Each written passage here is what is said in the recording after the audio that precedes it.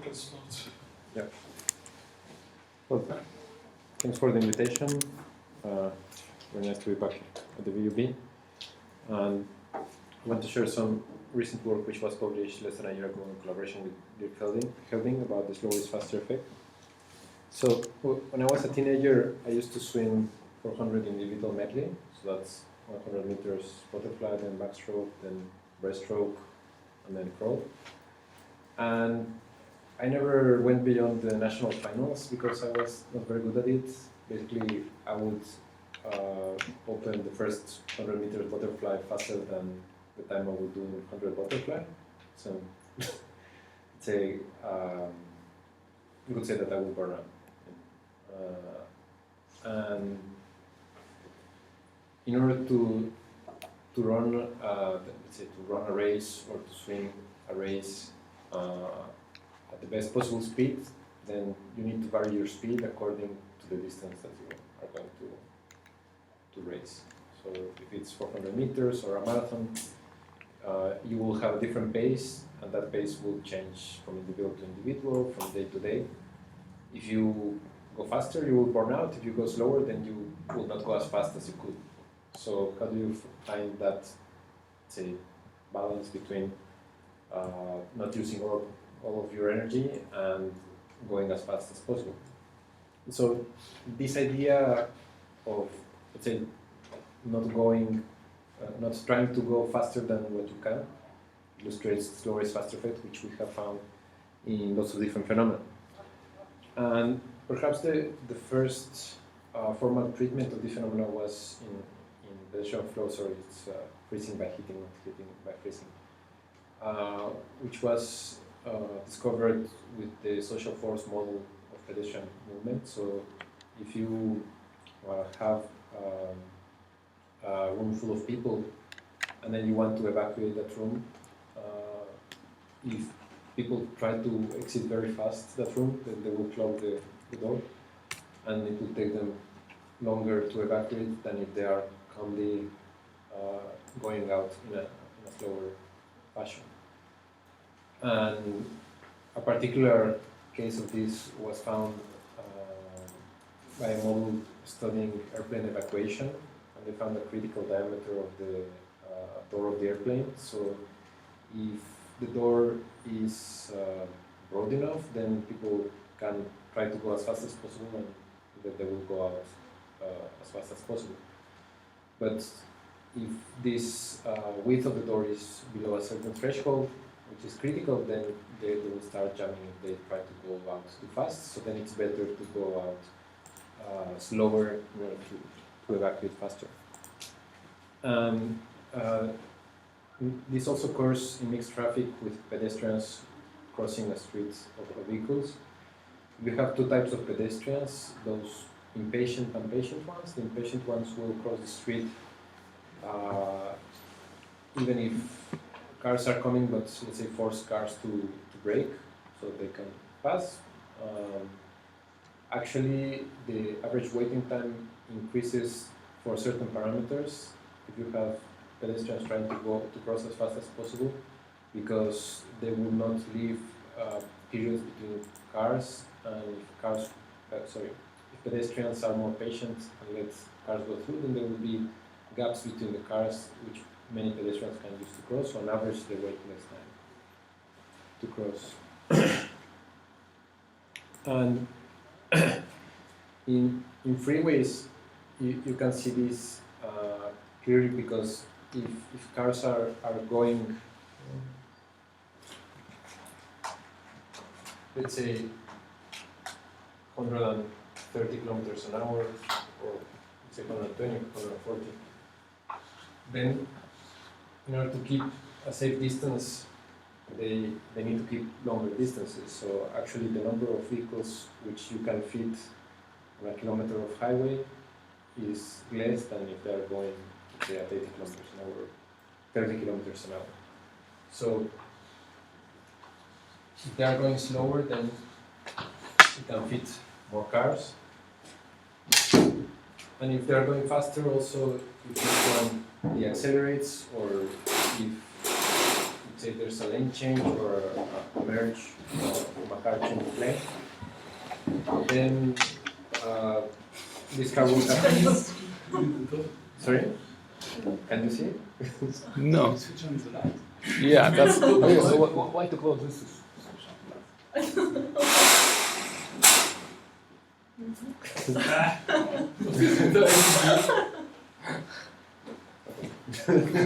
And then I will switch on. Not there, but behind the car there.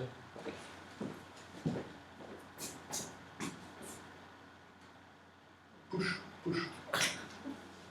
It's an anti-intuitive system. The other one is better because it will. Okay.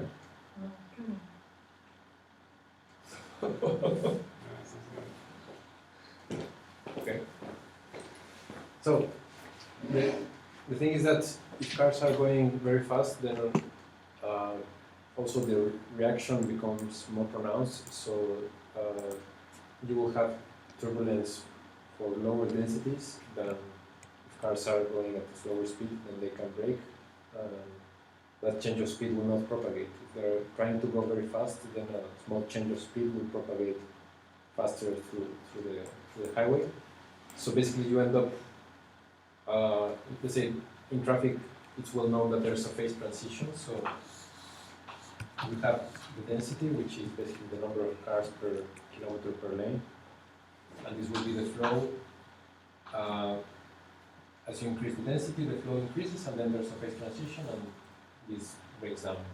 So here you have traffic jams. It's on this side. And here you have the equivalent of laminar flow. And this would be turbulent flow. So the thing is that this phase diagram changes with the density. And also with the, sorry, not with the density, with the desired speed. So if cars want to go faster, then they will reach this breakdown for lower densities. And if they go slower, they will reach it for higher densities. So, for example, that's why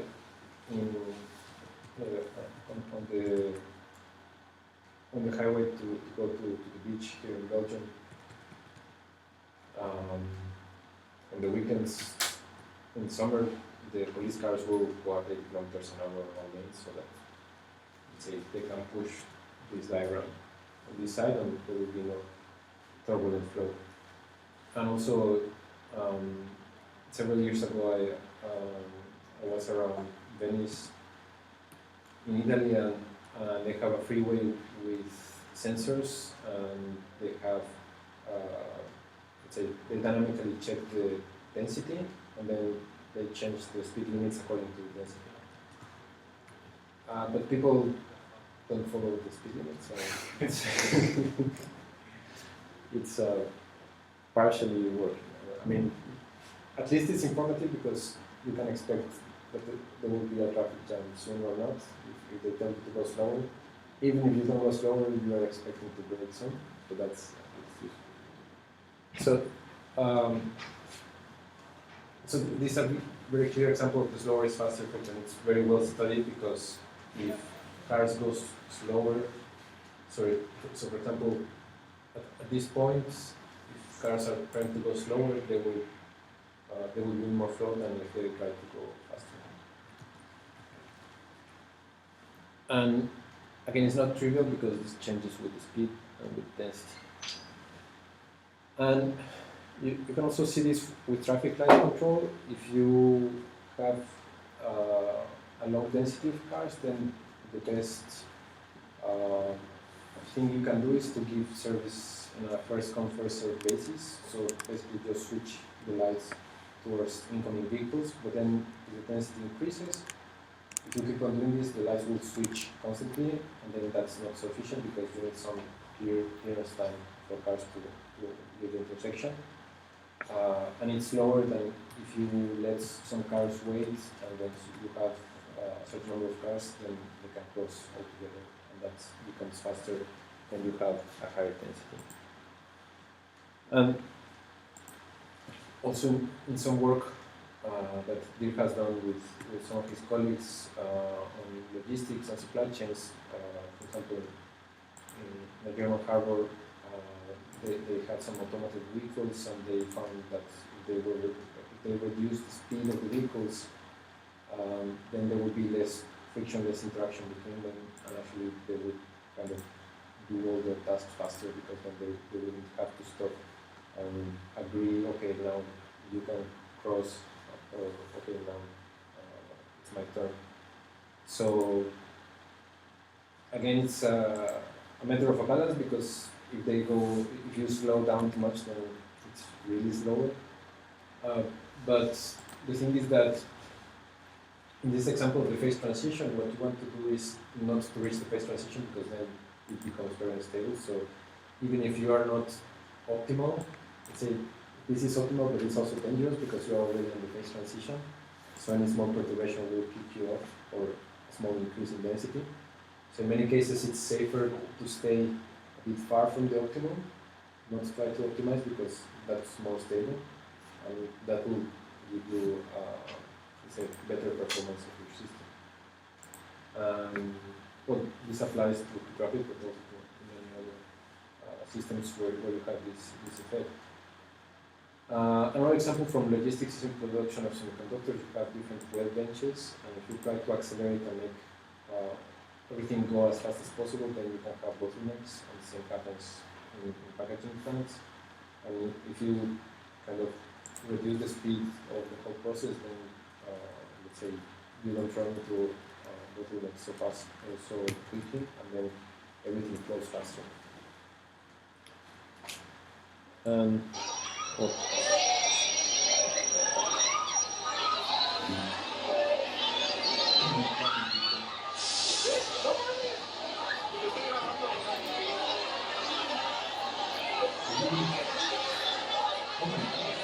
The video you made?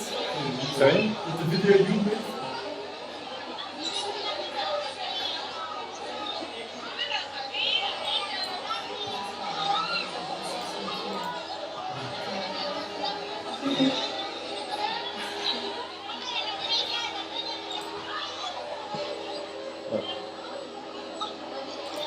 Anyway,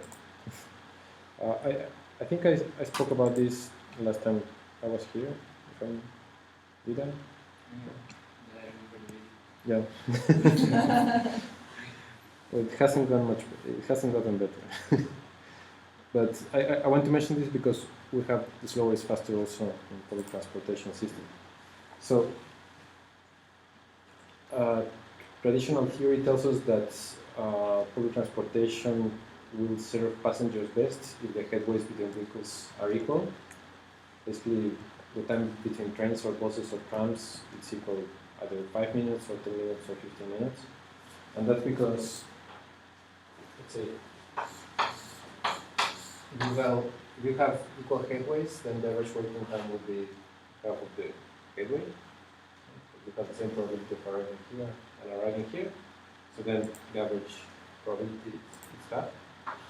And if you have unequal headways, then let's say if you arrive in this interval, then the average waiting time will be half of that. If you arrive in this interval, it will be half of that. But then the probability of arriving here is greater than this. So let's say the average waiting time will be something like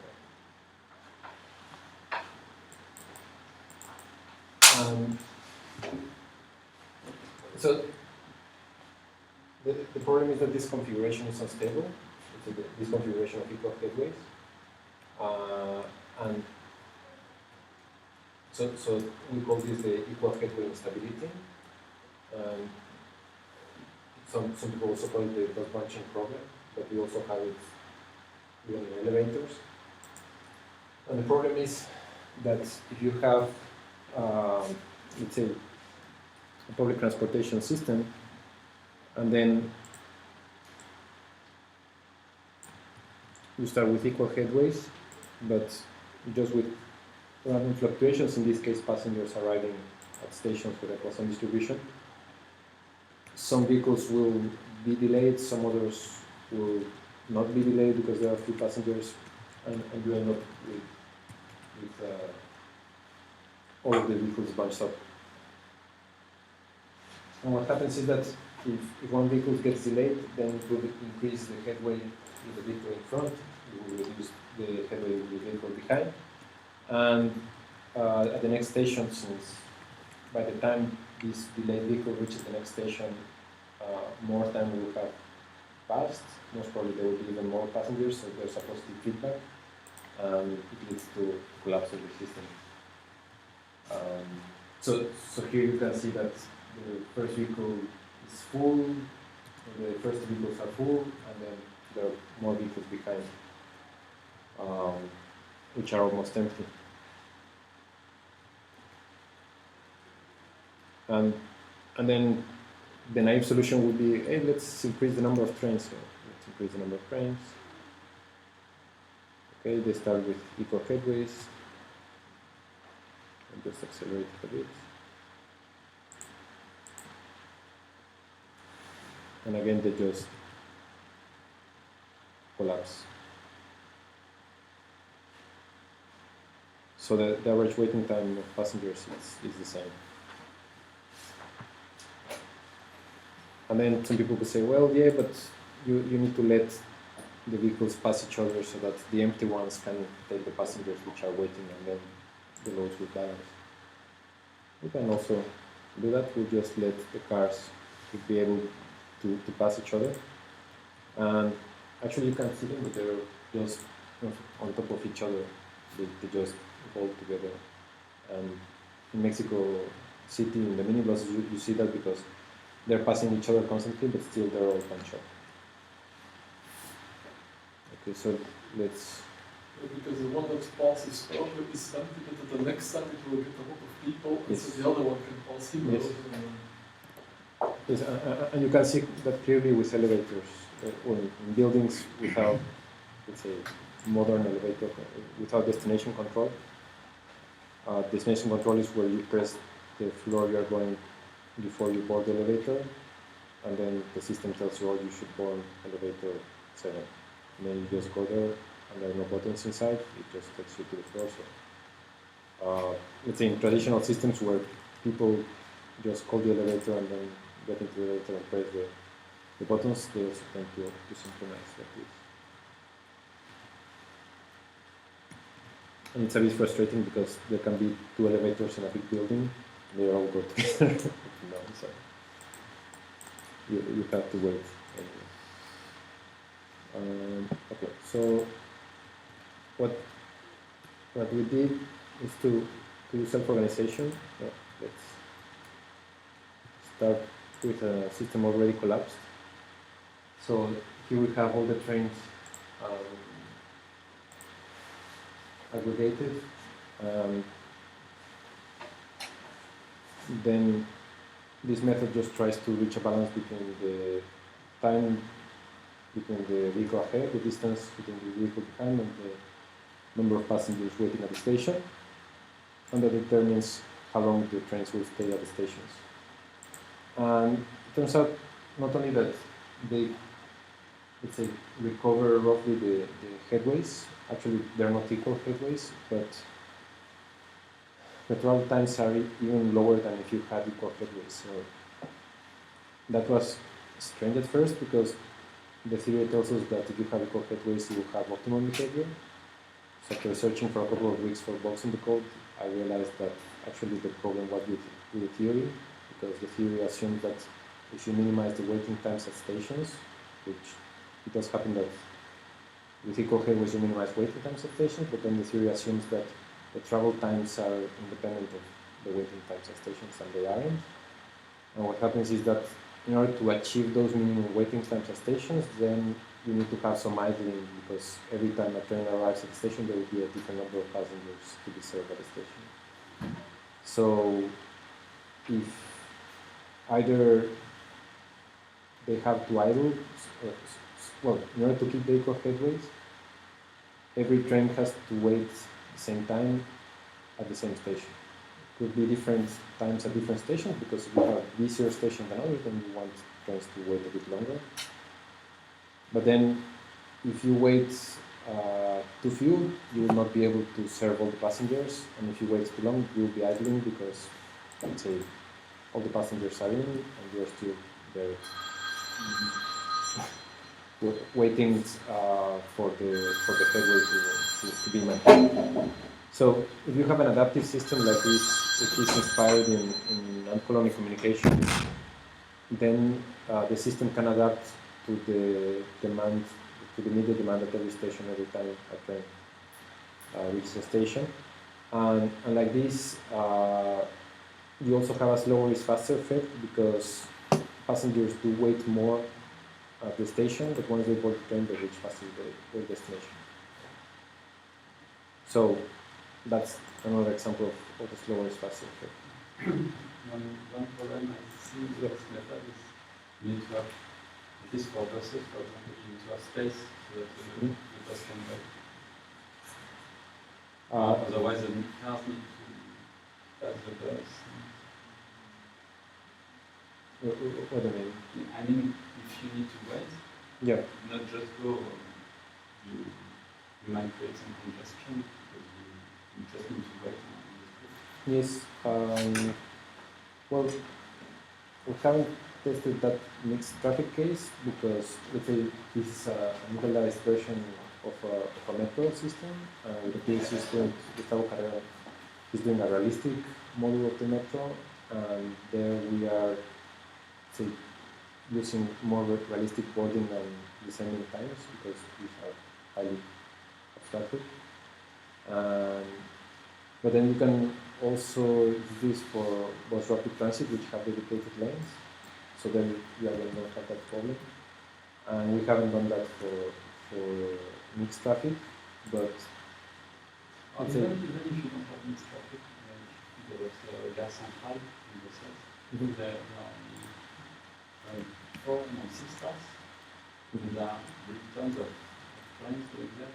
So they will need to wait there, and it could be a mess for the system. Yeah. Well, in this case, they wait only if there's another. They wait if there's another train which left recently, and there are no passengers there. So, let's say, since the system is balanced, you need to make those adjustments less often. So, yeah, I mean, we're just looking at a single line, and with trains, it's more complicated because you do want to have a schedule of the train. And let's say that's a different problem. You have a system where you just want the system to transport as many people as possible, then you don't have a schedule. And also here, just one line, which, I mean, in principle, would be relatively easy to extend to some other configuration like in Brussels or other metros where different lines share tracks, and then you have a train of which number of lines, first and fifth and second and sixth or something like that, and then they diverge. So it's probably the same system would work the same, but we haven't tried. Okay. So, in the Axel Road model of opinion formation, Frank Schweitzer and his collaborators have also identified slower is faster effect. It's a model where you have agents on a lattice and then they change their opinion depending on the average opinion of their neighbors. And if this actualization occurs too fast, then the system does not converge. But then if they slow down with the actualization speed, then they do converge. Let's say for the same initial conditions. So it's just an example in a different model, and a social model of slower is faster. If you want, depends on what to you force. Well, to freeze into a particular configuration. if you want them to converge in opinion based on initial conditions, which in this case will be trying to say, okay, we want the majority to converge to something proportional to the initial majority. But since you have mixed population, it takes some time to go all the way, or let's say the majority in one direction. And then depending on the speed, if you want them to change faster, then they will be switching there and back, and that switching makes the convergence slower. If you make it slower in the sense that every time step just a few agents will update their preference, then they converge faster. Which is a bit similar to the traffic lights, that if you switch too fast, then the queues form. And also, it's well known in combinatorial game theory that the best possible move in the next time step is not necessarily the best move. So you can take a queen, but maybe you will not win again. But that's not the best move to win again. And from financial trading, we can speculate because we haven't explored this idea thoroughly, that algorithmic trading occurring at such high speeds also generates turbulence and actually prevents economic growth. So it's just extrapolating the other examples we don't. The thing is that we will need examples with artificial economies to show that this is the case. With history, we just have one history of crisis and of how systems collapse. But in principle, with an artificial market, one could make experiments and see whether the speed of the trading affects the speed of growth of an economy. And very probably where our economies are moving too fast to allow for sustainable growth. And a similar example has been identified in ecology, where if you have a predator which is very efficient, then it will kill all its prey and become extinct. So there are models which show, and it also makes sense, that evolution will tend to, towards having more prudent predators, because if they're not prudent, they would be extinct already. So a predator which not only, let's say, does not reproduce as fast as possible and consume as fast as possible, because then they will extinguish their resources. Yeah, but then you have the Yes. Yes. Other predators don't do that.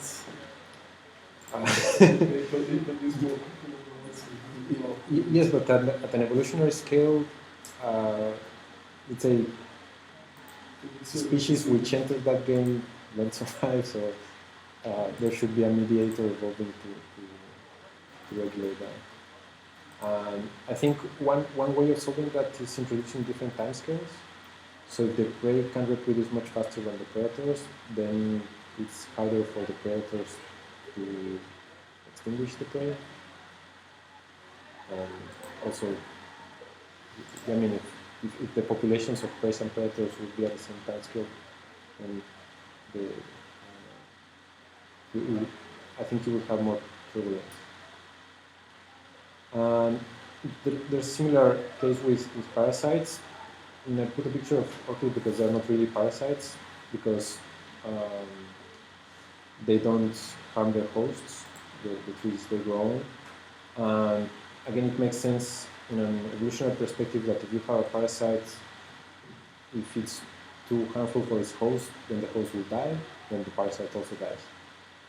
So people think that, for example, the first strains of AIDS were much more virulent back in the 80s than nowadays. But those virulent types killed their host before they could spread. So then evolution tends to the propagation of viruses which are not so harmful for their hosts. And in some cases can converge into symbiosis. Yeah. About the particular case of AIDS, could be argued also that now there are better medicines, but I think it's also that, let's say, that it's not so good. And let's say this case of predators and parasites kind of makes us think also about ourselves and how we manage natural resources. If we consume all our resources without measure, then we extinguish. So fisheries is a clear example.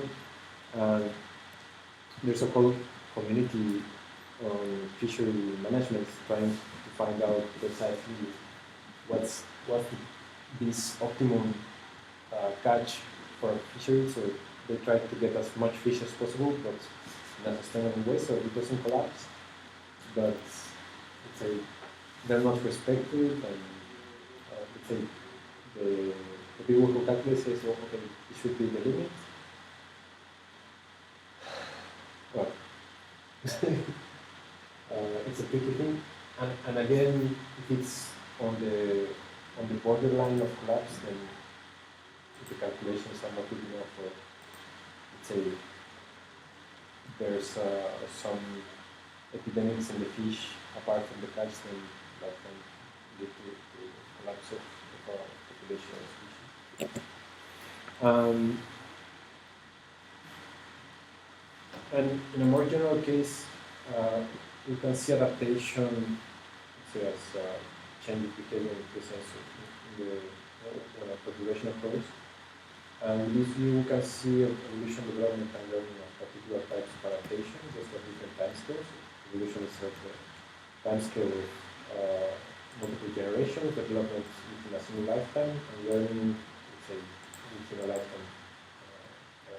It's a shorter process of adaptation. And people studying evolution and development and learning speak about the trade-off between exploration versus exploitation.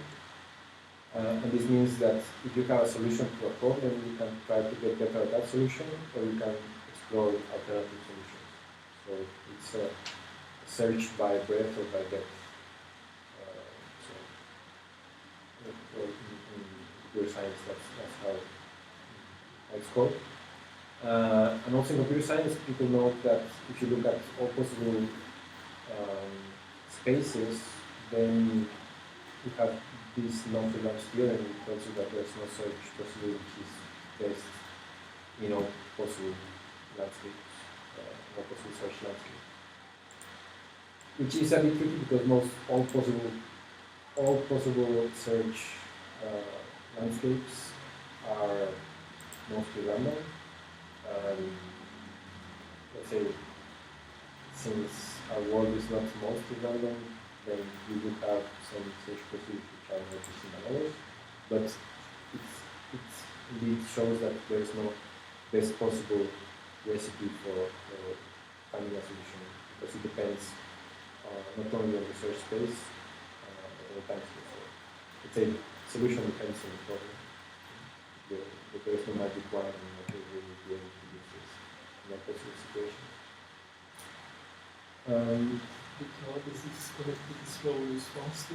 Yeah, that if you change too fast, let's say either in exploration or in exploitation, you will not, let's say, find a solution, or you will not learn, or you will not evolve as fast as you could. So, I mean, you can see evolution, development, and learning as search, as a type of search. You are searching for a solution or a better configuration of something, and you want to find it fast because it takes resources for generations or time to this search procedure. And what's the best trade-off between exploration and exploitation to find it the fastest possible way? Well, it depends on the problem. Yeah, but I mean, you don't really have a definition of fast here. The only thing that counts is how many things do you need to tell, how many states in your search space do you need to explore. And I don't see a way going faster or not. It depends on your strategy. You explore first here or first there, that first, that further. It's not really a question of speed. Yes, let's say I agree. It's not so much faster in the sense that you could do more or less tests, but it's faster in which direction do you make the tests, whether let's say in depth or in breadth. That's more a question between two different strategies and between the fastest strategy and the slowest strategy. Yeah, because they're both fast in one way and slow in another way. Yes. And let's say it's linked to this critical point that, let's say, just like the carrier traffic changes with the density and with the desired speed, heat changes with the problem domain. So before you know the problem you are dealing with, let's say, once you know the solution, then you can say, oh, this will have been the best possible trade-off. But before, you don't know which one is it. But here, once, let's say, you can solve it analytically, and then you can say, okay, for business, this is the best solution. But if you have an open problem and you are actually searching for the solution, then you don't know what's the best, what's the fastest speed. And so I am told, and then I'm not quantum computing, that in adiabatic quantum computing you have a similar effect in the sense that if you let the system to evolve too fast then you lose information, so you need the system to cool down the slower so that it doesn't get off you. But then if you do it too slowly, you don't really need a quantum computer because you do it with a normal computer. So, it's again a question of balance. So with Dirk and two other postdocs, at the time we were trying to generalize this. Since it applies to so many phenomena, well, we should have a general model, a mathematical model which should be applicable to all these phenomena, and then once we understand this model, we will learn something about all these phenomena. Some of the general principles we found that might be not so general is that you have multiple components, but then you have an athlete, you could describe it as one single component, or multiple components if you describe the cells. In some cases you have non-linear feedback, like in highway, but in some other cases those feedbacks are not easy to find and you don't really know whether they're linear or not. We're also using the friction metaphor. Basically, we were exploring a model where we have some traffic light flow, and then the diameter of the particles was proportional to their speed, and then the faster they went, then the bigger they became. So the faster they went, you could measure the friction, which was simply the overlap between the particles. Let's say it was a very simple model, so analytically we could find precisely this phase transition, then it becomes inefficient. It's basically 1 over the density, but it didn't apply to all the examples and it was too trivial. And it seems that it also has to do with a phase transition, basically that you have a mode of behavior where, let's say, when you increase one variable, then you get an output increase, but then there's a phase transition and that changes. And the thing is that in these and many other cases, the best possible configuration changes, so then you need to adapt to that change. But what would be the best possible speed for cars on the road depends on the best. Then you need to adjust that speed according to the best. Let's say if you have autonomous cars, since the reaction times are reduced, you say you still have that problem, but it will be shifted towards greater density. And what we did find is the necessary conditions is that you need to have some sort of instability, and this becomes amplified. This leads to a transition to inefficiency, and this also has to do with overloading. But also at the end, we were instability of what? the type of flow. Yeah, let's say if we continue to use this metaphor of laminar towards turbulent flow, then once you cross the phase transition, the turbulence creates an instability which makes the system collapse.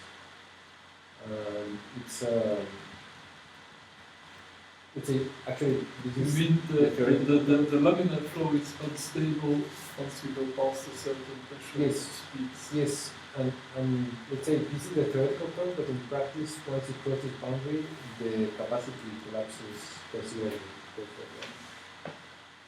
So that's this transition to efficiency. Had to do with overloading, but then this overloading depends on, it's very contextual, so it's difficult to define. So another thing that we were considering is like, well, maybe you have this behavior in any system that basically has a maximum. Let's say that you have any variable here and another variable there. A maximum, then you have flow is faster because if you go there, say it's trying to go faster and it will go slower. And it's like,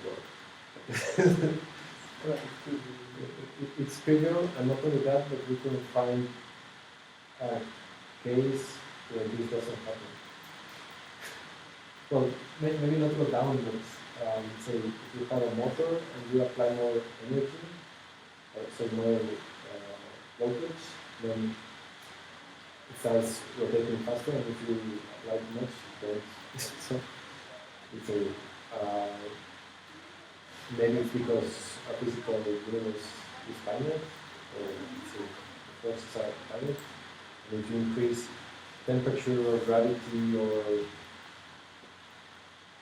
any other variable, if you increase it too much, then you will break down the system. However, in many circumstances, we will be interested just in a particular area of that variable space, and then we will not have this effect.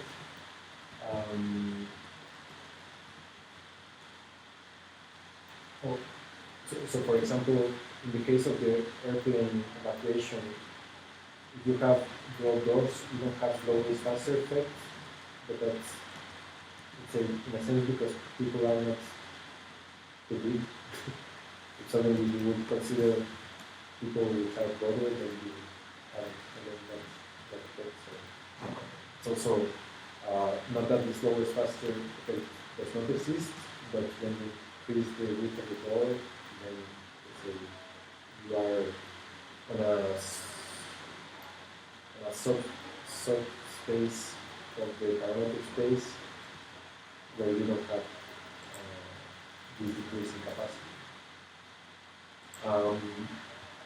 So anyway, let's say we didn't come up with this generalized mathematical framework which could apply to all the systems, but since it does apply to many phenomena, and it's something that maybe we are not aware of, we believe that it's necessary to study further, precisely because many people just trying to optimize blindly are pushing systems beyond this instability point. It's very probably our commercial system is already beyond that. We have a book here where we wrote called the Water Acquisition Efficiency. Similar ideas, if you try to make it speed efficient, it'll stop working. It's true that you need some redundancy and repairs in order to be able to adapt.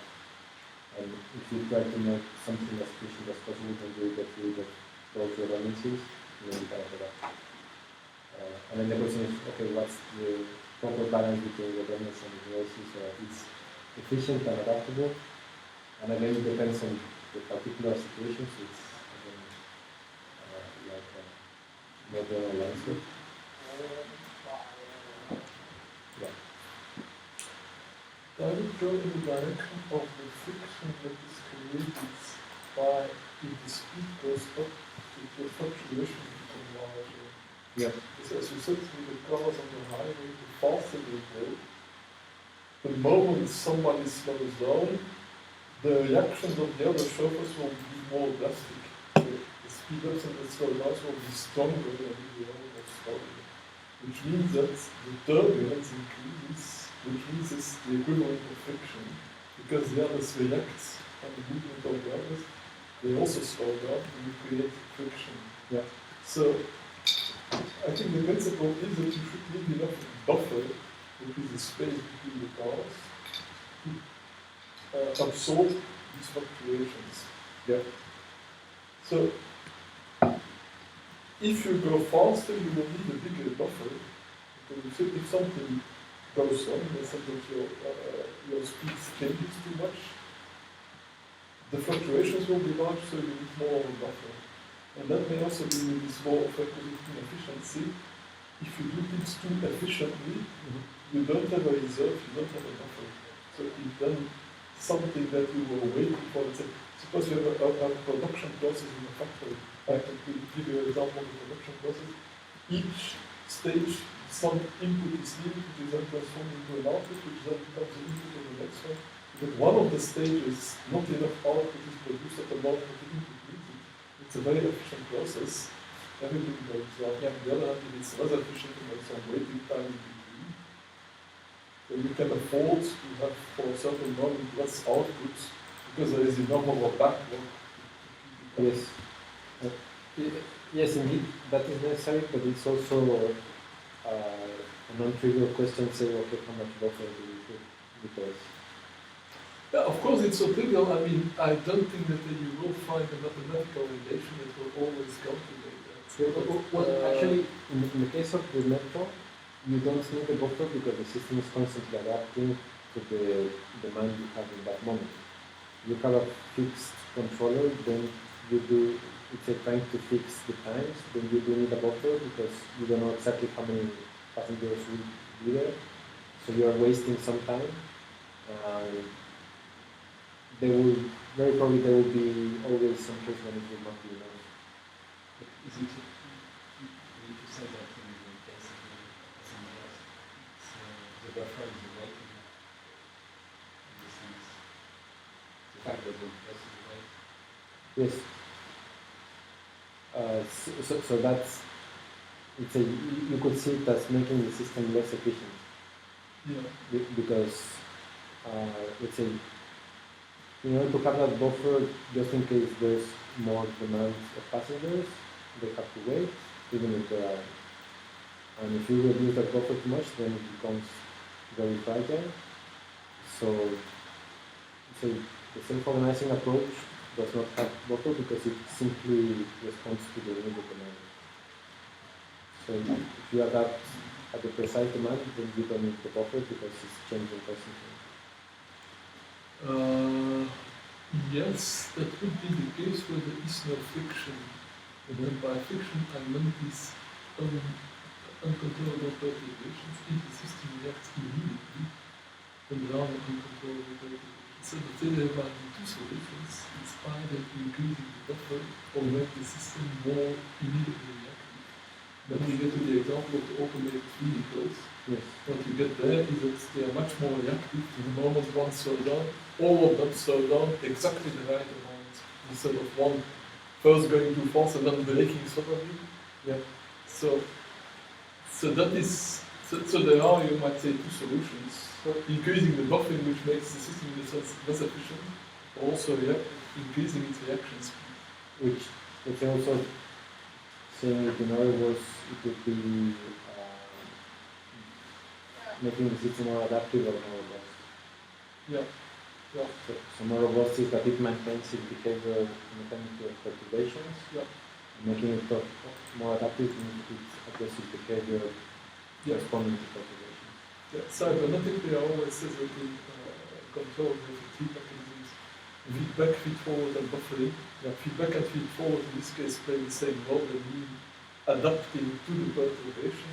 But buffering is make sure that there is enough buffer to absorb the perturbation. And so you're not reacting to the perturbation, you just have enough reserve so that few fluctuations don't matter. Also, another difference from the cybernetics perspective is that feed forward and feedback are active controllers, and buffering is usually passive. So in some cases, it's cheaper to use the passive. Yeah. Buffering is the cheapest solution, but it's not the most efficient. How's that trade-off between the two? Could you use both? Yes, and actually sometimes one gives you the other. In the sense that if you have more robustness, then you have more space to adapt. If you don't have robustness, it's harder to adapt because then you are changing, but you are breaking down, and you want to keep on functioning while you are changing. And on the other hand, if you have adaptation, you will be more robust because you can reconfigure to maintain functionality. So very complementary. What we were discussing this morning about managing complexity, when we're speaking about resilience, in the end it's always those two recipes. Buffering, or what you might call redundancy or degeneracy or reserves, it always means that you foresee more things than you simply need, so that if some of them don't work, you should have reserves. Or speed of election. So what I call sometimes early warning system. If for example, there might be a food shortage appearing somewhere in Africa, they will make sure that there is enough reserves of food if one of them will break out and there is food available as a buffer. Or you can early warning say that immediately the moment that you have the feeling that there might not be enough food, that you start selling food. Yeah. So these are two strategies that ideally can work. Yeah, the same for disaster situations. They also have both, like, say, earthquakes in Mexico. They build resilient buildings so that they don't collapse. So we're joking that in Mexico City, if the earthquakes are below 7 degrees Richter, it's like, what was the boiler to evacuate? It's just 7 degrees.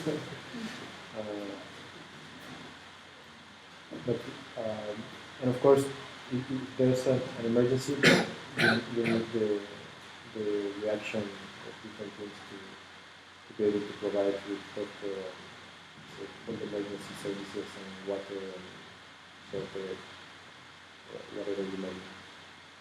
So, yeah, the people try to do both. But this is what we're now speaking about is a general problem of control. And now the question is whether the slow is faster, is just a special case of it, or whether there is something more specific about it that has to do with speed. Because after all, we're speaking about speed, but some of the examples have been cases with the problem solving, the speed wasn't very clear. Generally speaking, we're speaking about the trade-off between efficiency and robustness. More efficient and robustness. Yes, but let's say it's lower is faster if this would be the speed variable, but then you can generalize it and change this speed for temperature or gravity or... I think it's more intuitive, so we can do the continuous search space. Like, for example, by the descent, you can split it in the descent, you can pass over the electron. If it's too slow or if it's very too slow. There is a way to see the trade-off on the continuous space. Yes, in a continuous space, we could know something like this. And then you see the dynamic, you see the I think it's more intuitive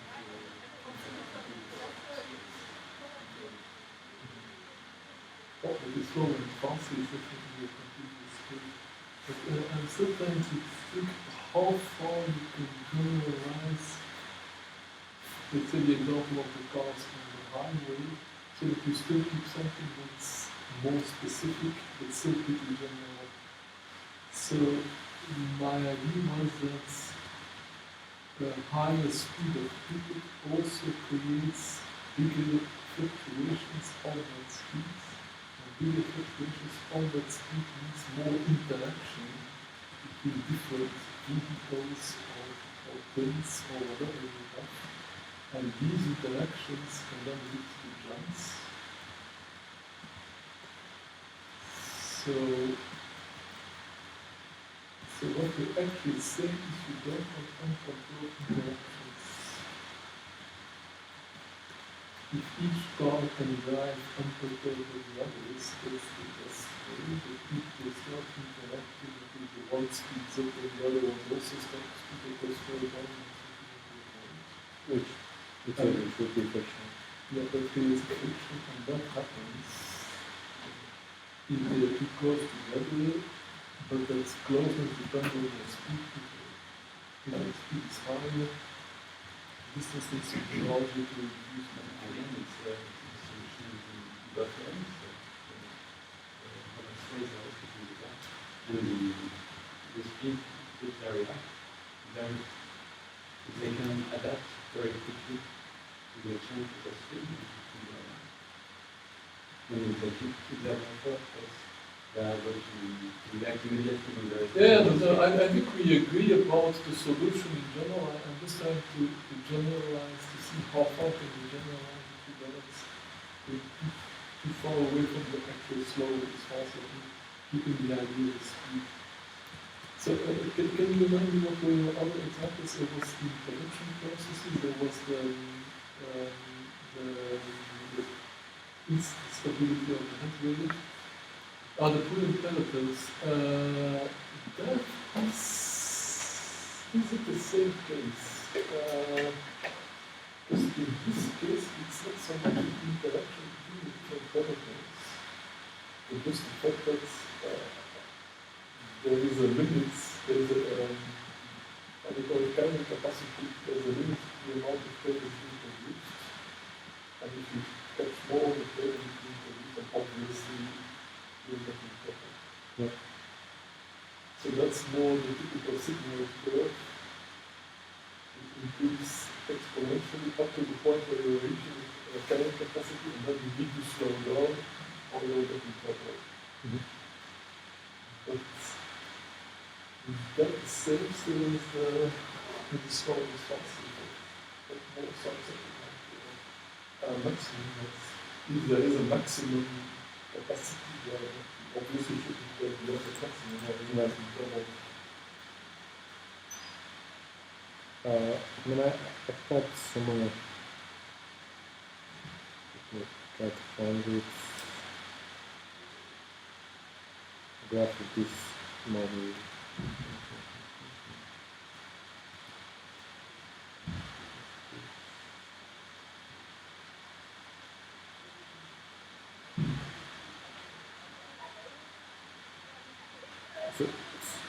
So we've got this idea that the diameter of the particle increases with the speed, the velocity, and then the overlap is the friction.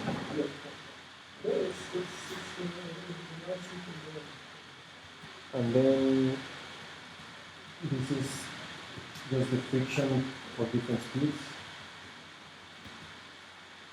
and different densities, and this is what you get. There's as you increase the density and different precise speeds,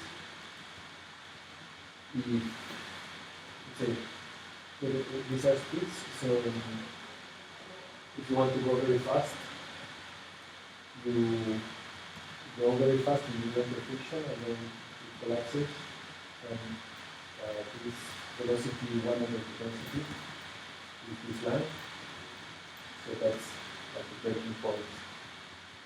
So that's the maximum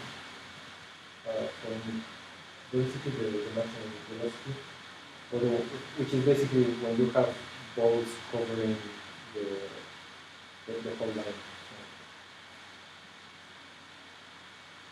If you have all circles next to each other, then you have the maximum speed and the maximum density for That speed? You mean without the overlock and without Yes. empty space? Yeah. Yes, Yeah. that would be. Yeah. But it's extremely fragile and Yeah. it very quickly collapses. Yeah. And actually, this was an example of the predators. These are wolves and these are sheep. So you can see the wolves trying to protect them with the color similar. Color was this. I mean, if they eat too much sheep, then they die. Can you tell them not to eat too much shit? Yes, and then they How become. do you, yeah, but how do you tell the wolf not It's just to eat? about Yeah, okay, but I mean, in reality, it's nice to say, but yeah, okay. Well, You said this. evolution What will is select. it? Prudent predator. How do you know any of this? Yes. What's the example? Sorry? What's the example? All predators are prudent. Innocent, they eat everything they get, or Sorry? less? No, they don't eat more than what they need. Okay. Well, I think that in nature, they're a little bit forced because it's the more prey they eat, the less prey there is, and the more difficult it becomes to catch them in the most results. Yeah. While if you just assume that prey are kind of like all together in the room, all the sheep are there, and you just need to pick them out, then there is no limit to the amount of sheep they can. If the sheep are spread out over the landscape, the less sheep there are, the more difficult it becomes to find them to catch them. I mean, if you have a limited resources in practice, then you don't run into this problem.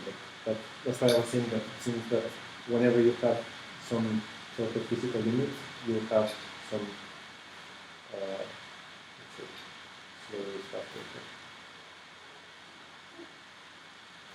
But the other example was the parasite, the prudent parasite, which is the general principle and susceptibilities. And the parasites that could evolve towards less violence, because if they grow too quickly inside the body of their host, they exhaust the resources of the host too quickly, the result of the host dies before the parasite can reproduce and infect another host. There is though an exception rule that is that if the host, if the parasite can spread even while the host is very ill, parasite can still be violent, like malaria is one example, because malaria can be transmitted by mosquitoes that bite ill people. Yeah. People with malaria can afford to be very ill and still spread the disease. Yes. But they can't afford to be dead. They're completely dead. Unless there would be a parasite that would survive the death of its host, I suppose some parasites. Well, that's a problem with some diseases, that they have some reservoirs where they don't hold disease, so they can be living nicely on fruit bats. And the fruit bats are, let's say, they are prudent with the fruit bats, they're not prudent with humans, and then they can spread constantly from one species to another. Which is a kind of method of slowing down instead of immediately infecting the living hosts. There's some in between stages that are much more slow. Yeah, but then they might be very virulent with humans. Right? They might be very virulent with humans. With because- humans, but in the fruit bat stage, they are exposed. Yeah, that's another method. But what I'm saying is that the human disease might be another speed of the cycle, so that some of these parasites, they are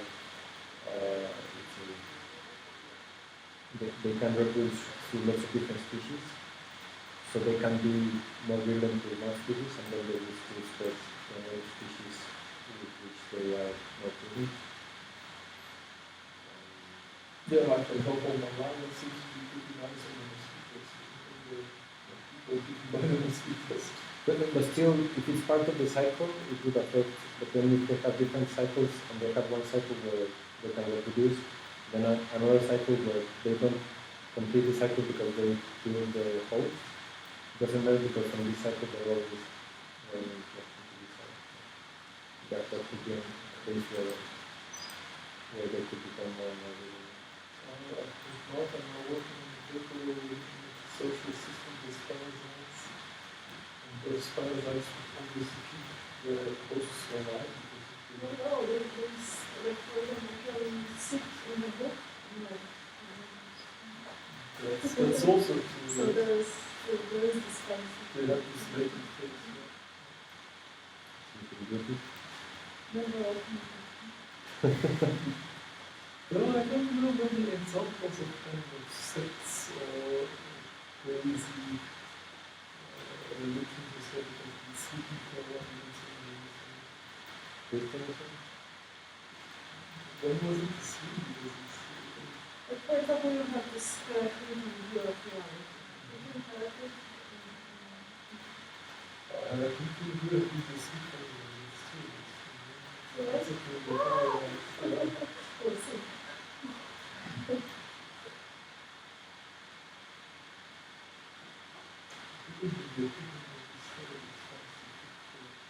So enough certain sects that force people to possibly make contact, so you can spread very quickly. And those switching them For in marketing, if you want to, let's say, attract clients to your brand, you have a very aggressive publicity campaign. Let's say, people will just get annoyed. What about the difference between Buddhism and Christianity, where in Buddhism you don't have explicit proselytizing? You don't go around knocking on doors and trying to get converts. You sort of wait for people to come to you. Maybe a lot of people will pass it. Although they haven't grown as quickly as the Abrahamic religion or Hinduism.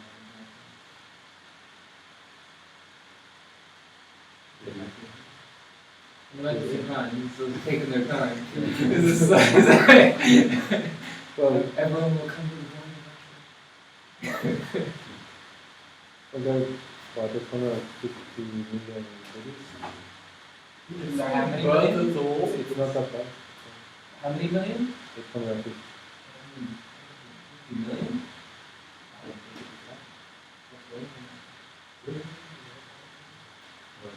But there are lots of flavors. That's There are many who probably many didn't things report I it. agree about. Oh, so are you saying that whenever there's like limitation in resources, it's always okay that smaller is best? Well, you could see it that way in the sense that if you consume too many resources, then you will, let's say, not be able to continue production or functioning or whatever you want to do as fast as, or let's say, with the same capacity. In that case, it's not really slower is faster, it's rather like slower is continuing, faster is collapsing. But it's still faster. Yeah. Yeah. It's also like taking resources more slowly, more slowly in the long term, or if you take it faster and into the switch, often like with the swimmer. Yeah. It's like you want to necessarily collapse, but you don't go way slower. And you could say maybe in many of these cases it's not necessarily faster but more efficient. Then because it depends on how you define efficiency. And because we're talking in such a complete collapse, and it's based on movement, compared to speed before, it's almost on collapse. Like on an average speed of 120 is equal to the speed of 5. Yeah. Just wanted to share a video.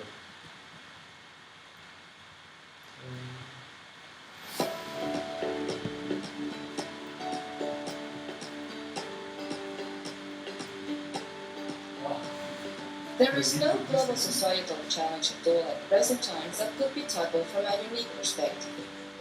In the minds of all our colleagues from the complex system society, but in the minds of many decision makers of the world too, fortunately, this idea is gaining more and more approval.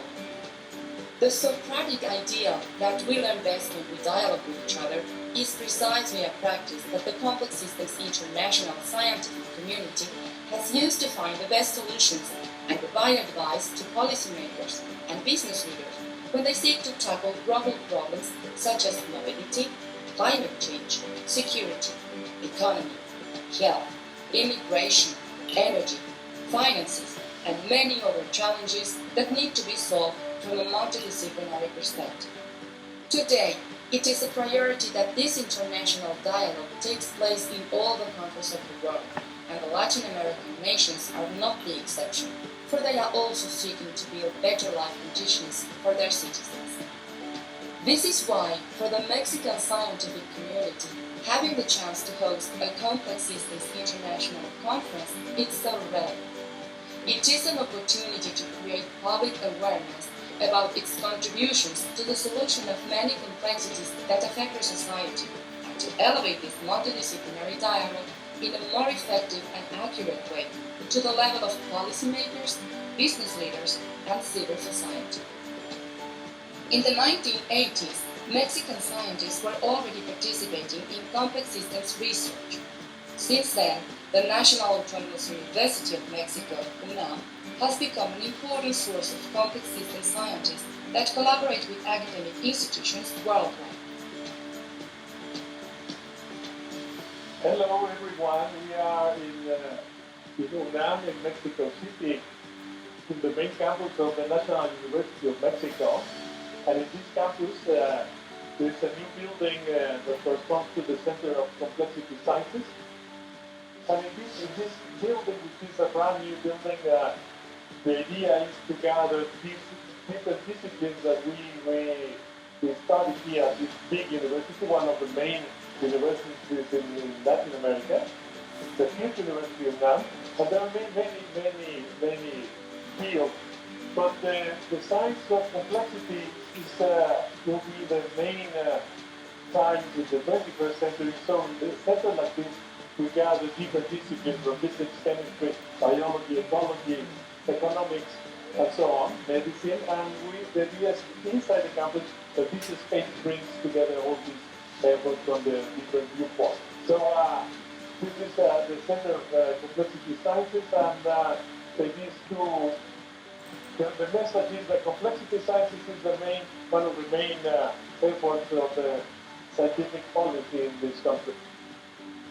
Most problems in the 21st century have an inherent complex nature. That's why it's so relevant to advance in complex system research.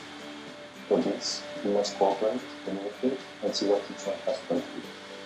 But as one might imagine, putting together a complex systems conference is actually quite a complex task itself. It implies not only designing the conference program, but also it takes a lot of logistics planning, budgeting, and fundraising. Over the past year, Dr. Matthiasson and Gernshenson, as co-chairs of CCA 17, have been working on the planning of the conference. We want to provide our colleagues with the best facilities where this multidisciplinary dialogue can take place, and we believe we have one of the best Mexican destinations to make that possible.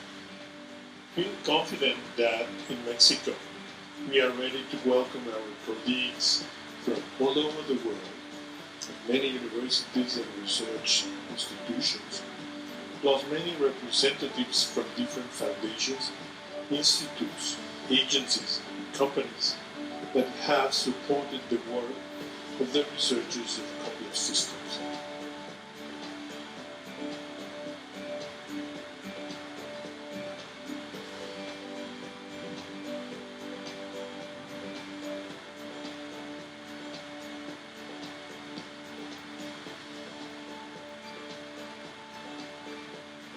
Hi, my name is Jose Mateos.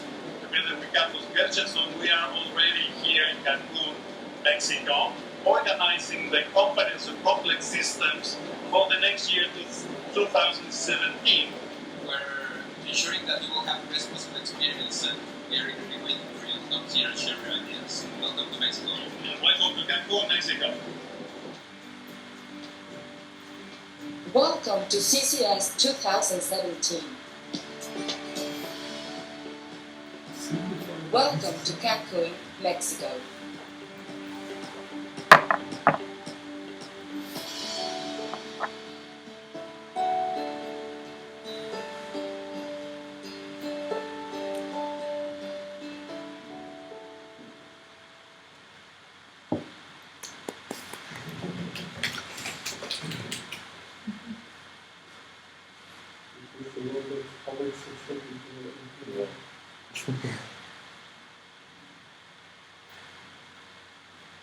Okay, after that we may sort of hold our questions.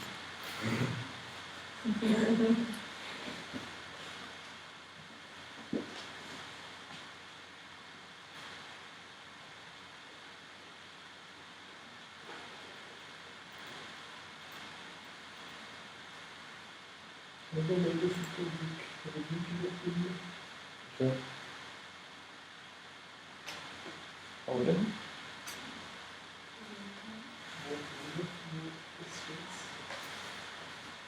I'm trying to figure out exactly what faster Most cases, faster. Yeah, but it's usually that we are in specific part of the phase diagram, and then if you push it fast enough, then it takes time. I think you're talking when you're saying faster is faster, it's on different, faster is slower, so it's on different levels. Faster on a lower level, meaning the components are faster, then the whole system is slower. Yeah. So, and you sort of do not specify that these are different levels when you say the Well, sentence. if that's, for example, in the traffic, it's not explicit because you measure speed by measuring individual speed. So it's at the same level that it's slow. Yeah, but then... And it's because of the feedback at the system level. Okay. It's not that you are measuring something here, something there, and they decode, because the measurement is the same. But anyway, you are maximizing the total number, let's say, I mean, there is a certain number that you are trying to optimize, meaning the number of people that are transported per hour in the whole system.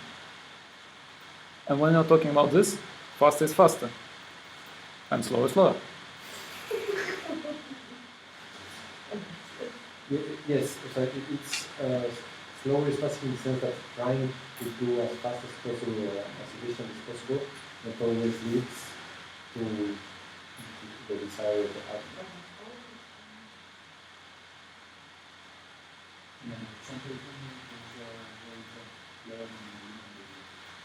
The rate of what? Yes.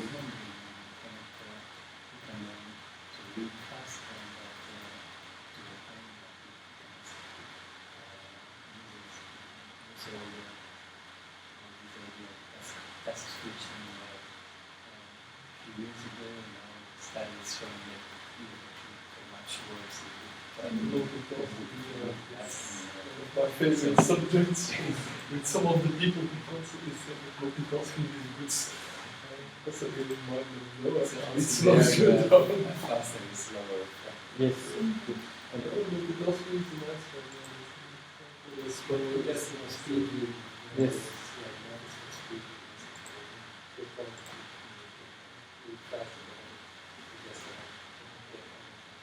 Yeah. And then the arguments of people in favor of speed reading is like, well, yeah, but if you read it, if I read it slower, I don't remember anymore the next day anyway. So. I think this speed reading is one is to be able to viable to read. You don't read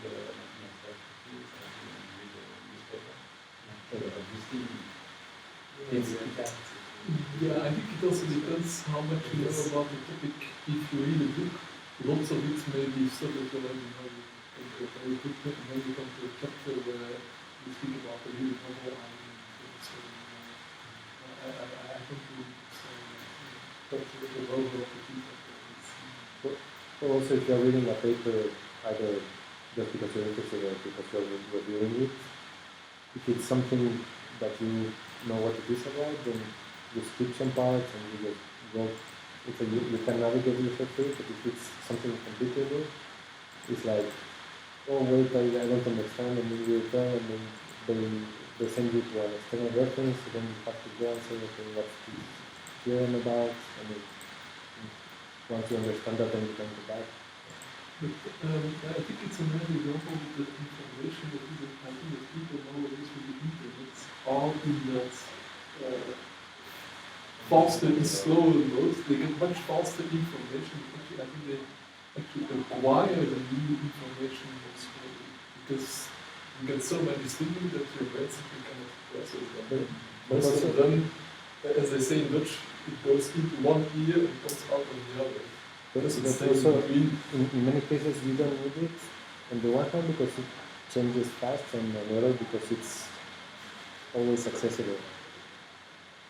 I mean, that if we have access to Wikipedia on our phones, then we don't really need to. Well, it depends whether you're looking for facts. If it's a fact like in which year was Napoleon born, then it will be like that. Yeah. If you want to have an idea what was enlightenment, it's not just a question of dates and facts and names. It's you need to understand. Because I remember there was a study that noticed that people who, let's say, are used to Googling for answers, let's say, when they get a question like, oh, in which date was something, then the part of the brain which is activated is have to do more research as opposed to memory. Because let's say that's how we have been that for.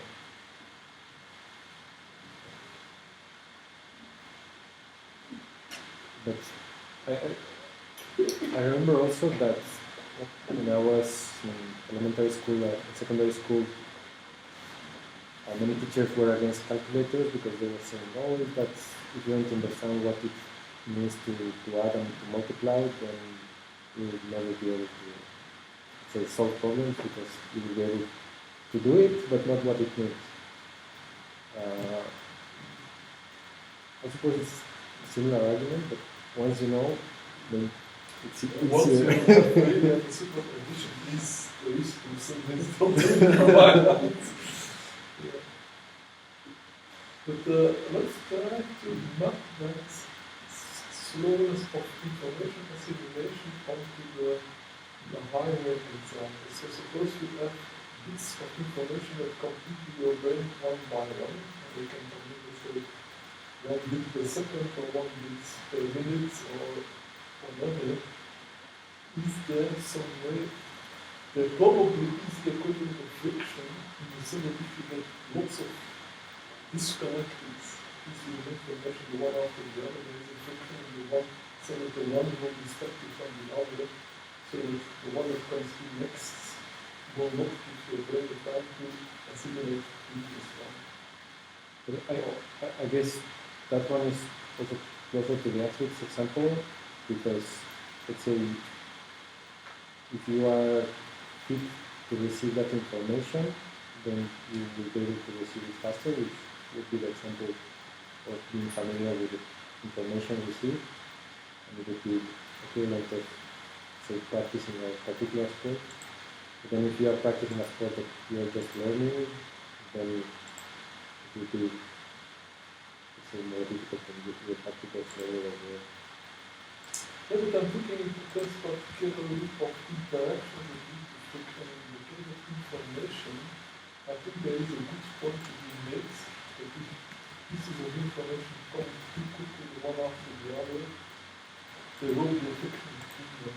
Because your brain needs time to assimilate some information. So that's one of the reasons why multitasking is inefficient. Yeah. Your brain needs time to concentrate on a particular thing. It needs activates all the relevant knowledge to do that particular task. If then it switches to another task, just to first break down the activation of the old task, then rebuild the activation of the new task, which is friction, which is loss of energy, which is loss of time. The same if you get information too quickly, if the activation that is called up by the first bit of information is then broken down almost immediately to make space for the activation needed to assimilate the second piece of information, it will not leave a place.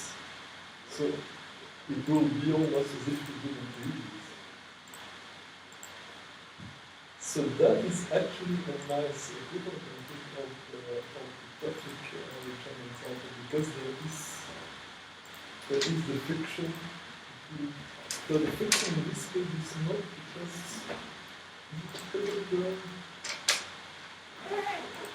Other fluctuations. What's the mathematical fluctuations? So if it's because of task switching, it would be similar to the traffic light example that we need some clearance time. But Yeah. Yeah, the task switching is similar to the traffic light. but then again, it will depend on how much time do you need per task. If you need lots of time per task, and if you're switching, you won't have enough time to finish one task. But then if the tasks are very short, you can switch faster and still finish task and then switch to another task and then switch to another task.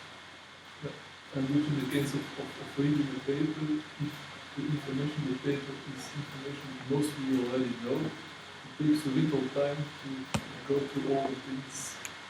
But on the other hand, if you're reading a paper and then you check your email and then you back the paper and then Twitter and then paper and then Facebook, Yeah.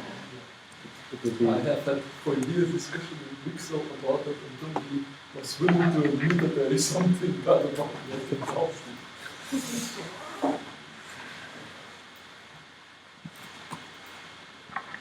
Maybe it's very difficult to write a paper if you have your email open. Because emails come and you get distracted. Because are complicated and you take up once every half an hour.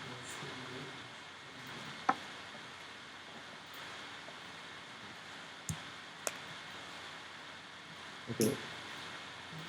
But I think it's a good one.